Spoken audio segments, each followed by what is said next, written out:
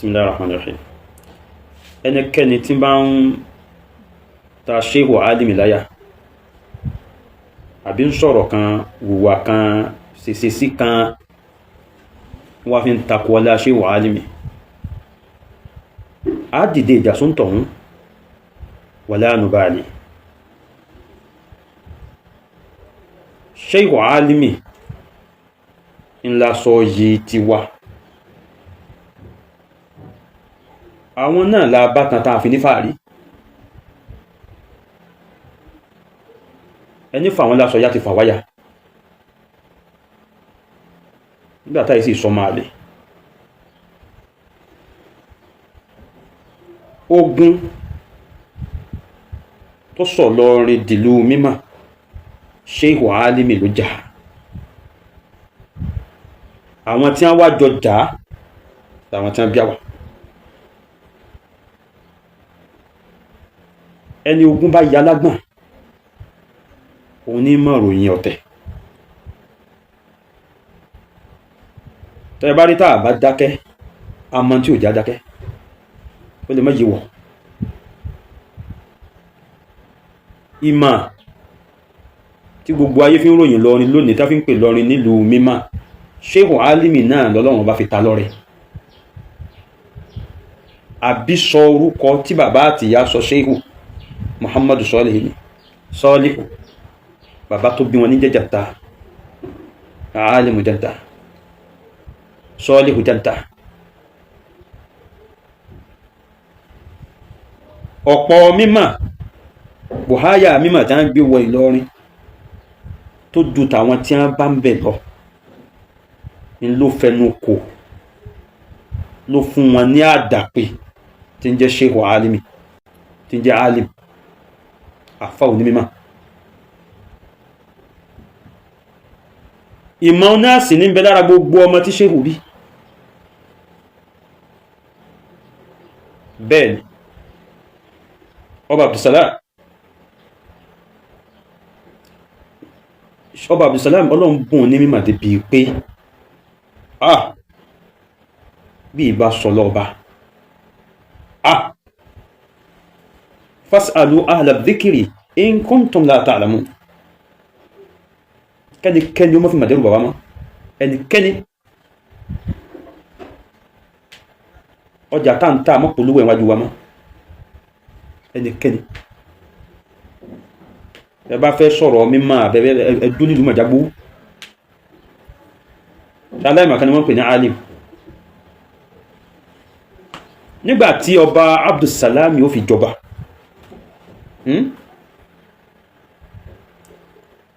ọba Abdulsalam, Ṣéhù Ahmadu Zaki, afá àtẹ́rẹ́ àti Mìráyà, ọ̀rẹ́ làwọn mẹ́rẹ̀ẹ̀rin, wọ́n jọ kí o ní. Ìmọ̀ yẹn pọ̀ òkúnjẹ́ ayé. Nígbàtọ́rọ̀ àjọba wá dé, tí ó di pé ọba Abdulsalam ní ó jọba, ọ̀rọ̀ tí mo ń sọ yìí ẹnu ọmọ àfá Zaki gangan mo ti gbọ́. Àbígbẹ̀yìn àfá Zaki ni wọ́n ń pè ní Yusuf yìí bí Siddiqu, ẹnu Siddiqu ni mo ti gbọ́. Mo dé bá Siddiqu láyé, mo sì lò gbà pẹ̀lú ẹ̀, direct source sọ́dọ̀ àfá Zaki ní ẹ̀mí rẹ́gùn tí ó wá fi dé bá. Now,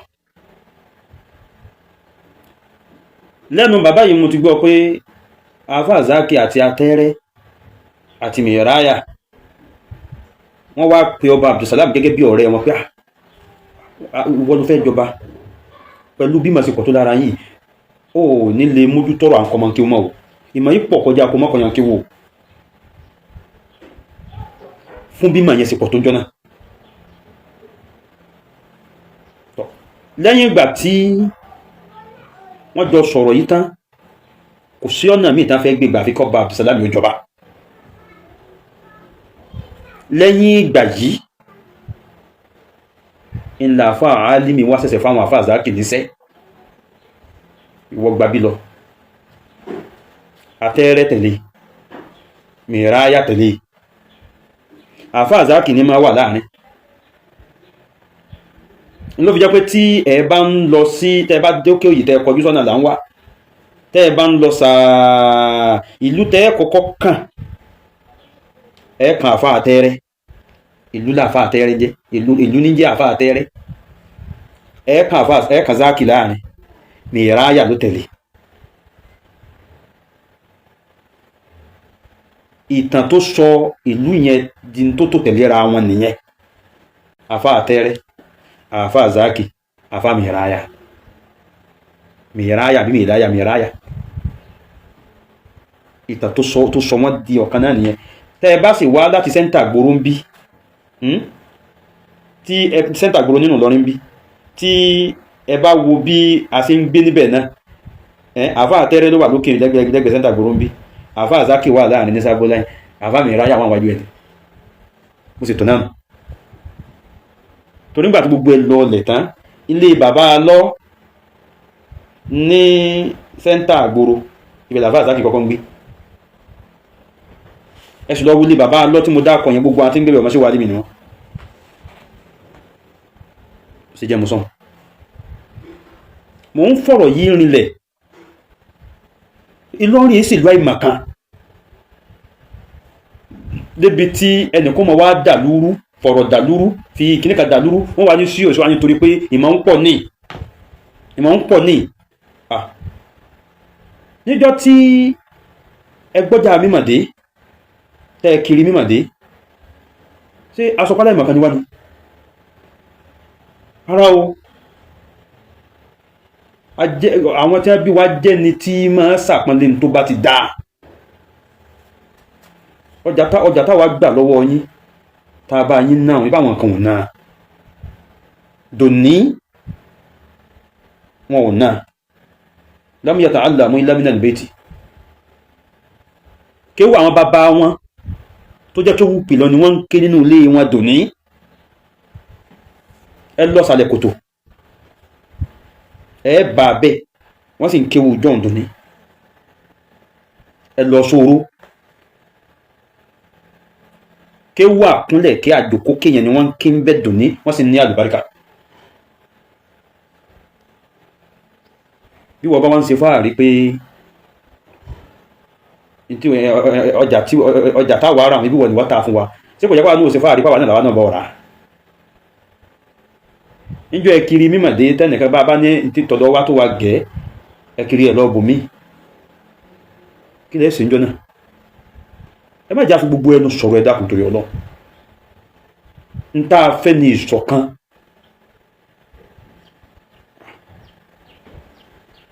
nígbà tá a fẹ́ kó dúró tì wá, níjọ́ ẹkiri mímọ̀dé tẹ́ ń wọ gbogbo ojúlé kí ń lọ ní pé ẹ dákẹ́ fún wa lọ́mọ ni, ẹ dákẹ́ fún wa lọ́mọ ni, ẹ dákẹ́ fún wa lọ́mọ ni.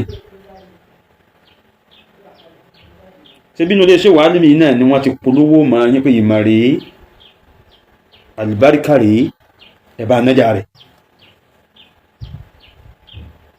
ká dúpẹ́ fẹ́ni tó máa ń tàǹtà tó sì bá wa rà á. ìbẹ́ nìkan ní gbẹ̀gbẹ̀ wa kọjá tó máa ń tàǹtà tí sì lọ lè nájà ń bù mí. ẹni ó bá wa rajà ẹni, kọ́sítọ́mà ẹni tó bá wa rajà ẹni tó bá ní rajà, ẹni tó yẹ kí ni ó sọ pé fún ni o, tí ò jẹ́ kọjá yóò lókù déètì sórí gbámọ́ni lọ́wọ́. gbogbo àwa tá a wá rajà náà níjọ́ náà, ọ̀ṣọ́wádìí tẹ́ fọwọ́ gún wa mú pé tí ìbá sọ láàyín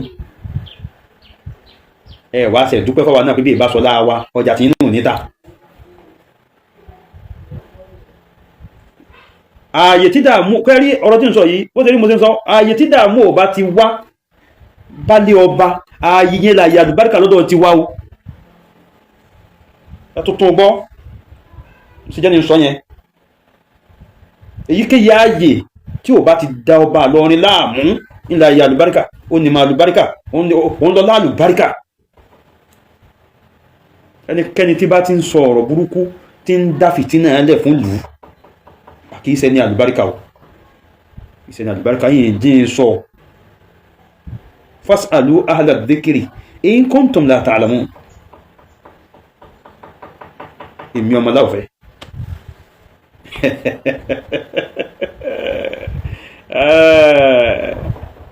mọ́ tán pé láwùfẹ́ fas'alu ahla dhikri in kuntum la ta'lamun sawfa ta'rifunani.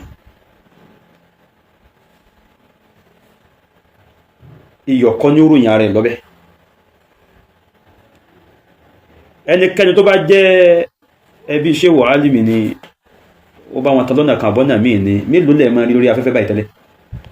Àwọn èyí dá sí ń gbòdì kọ́ àwa ń gbọ́pẹ̀ ń fasọ wá ya ọba wa ó sọ̀rọ̀ ẹ̀ máa wá ẹ̀yin náà wá sọ lé.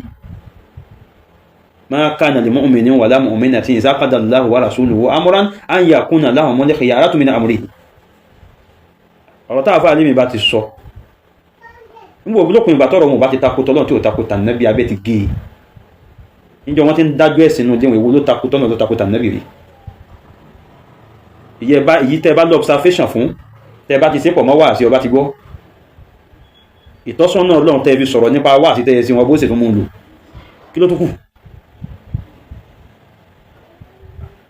Àwa yàn máa mú àyàn máa mú ọba yàn máa mú kò yàn máa mú lẹ́wà ń parabuléètì lẹ́kúra yín sí dààmú ẹ ṣọ́ra yín o mọ́dọ̀dọ̀ ọba mọ́ o bẹ́ẹ̀ bá lè pọ́n alé má fàṣọ wáyá. Wàhálà tó sọ̀ lọ́rin dìlú àwọn bàbá wa ló ṣe ẹni tí sì ń jẹ́ bàbá wa ọ̀hún Shehu Alimi ni àtàwọn tí wọ́n jọ ṣiṣẹ́ pọ̀. والذين معه أشداء على الكفار. Níjọ́ tí wọ́n máa sọ̀tàn rádaràdà kan ọ̀rọ̀ padà kan Shehu Alimi wá pàfànjá lọ́nà bo Shehu Alimi ti kú láyé káfànjá ó tó kú ogun tó mẹ́mí àfànjá kú láyé ẹ̀yìn Shehu Alimi ní ajá sì máa tó fa aga tógun yẹn fi wáyé ẹ wá ń wùwà ìwà yín ò wá yàtọ̀ sáìtà àwọn kèfèrí tí wọn ò fi lọrin láyà balẹ̀ tàndà àwọn sáfẹ́ gbà lọrin àwọn fàfẹ́ gbà lọrin ìwà yín àti ṣe yín kò wá yàtọ̀ síra wọn àwọn ń fọ̀rọ̀ payà ránṣẹ́ sí lọrin ẹ̀yin náà ń wà payà ránṣẹ́ sí lọrin náà pẹ̀lú ká máa sọ̀rọ̀ ọ̀tẹ̀ ọ̀rọ̀ ọjà ọ̀rọ̀ fìtínà wá ní sòsí lórúkọ mímọ̀ àìsàláìmọ̀ kan lọrin ìmọ̀ níwọ̀n ìtẹ́ a sì mọ̀ tán ẹ̀ òbí yẹn sì jẹ́ nìyẹn gbogbo eléyìí ní sàtẹ́rà ń dọ̀pọ̀ ẹ̀ gbẹ̀yìn yòókù tẹ́ bá ti ń sọ̀rọ̀ bá ti wò yín mo dá yín mọ̀ lẹ́yọ kọ̀ọ̀kan bá ti wọ ẹgbẹ́sẹ̀ tó gba àwọn ọmọ jákujàku tó pé nǹkan kan òye wọn àfẹ́pẹ́ ká tó sọ̀rọ̀ sẹ́nu òwe èyí lérí ibú yìí ẹ̀yẹ ni òfò yìí ẹ̀yẹ lórí ọ̀rọ̀ àlàyé ta ni mo ṣépè fún èyí tí mo sọ yìí nìsín ṣàlàyé tèmínú bí tí mo sọ ò bá yọ wọn náà ṣàlàyé tiẹ̀ á wà gbèsè gbé ara wọn èwo ló dòótọ́ kò jù bẹ́ẹ̀ lọ gbogbo tí mo sọ yẹn ìtọ́ bá wọ́ lójú fas'alu ahla dhikri in kuntum la ta'lamun. ẹ má dáwà lẹ́bi pa bá yín náà jà yín mọ́ ń tẹ́ ń tà ńlá ń tà kẹ́ tó dé kí ti yín náà ó lè níyì kó lè lápọnlé la fi àwọn bàbá wa fi juwọ́lẹ̀ pé yá ẹ lọ bá wọn kíwu wọn ẹ̀yà tẹ̀lé ẹ̀yà wọn náà tẹ̀lé ó sì á di tó dáadáa tó dàpọ́nlé tọ́tẹ̀ wá fi ń sọ àwọn bàbá wa dàgọ̀ ẹbí bá sọ lára àfà lágbẹ́já tó wá sí lórí orí kí ni ṣọ́ra yín. Assalamu alaikum warahmatullah.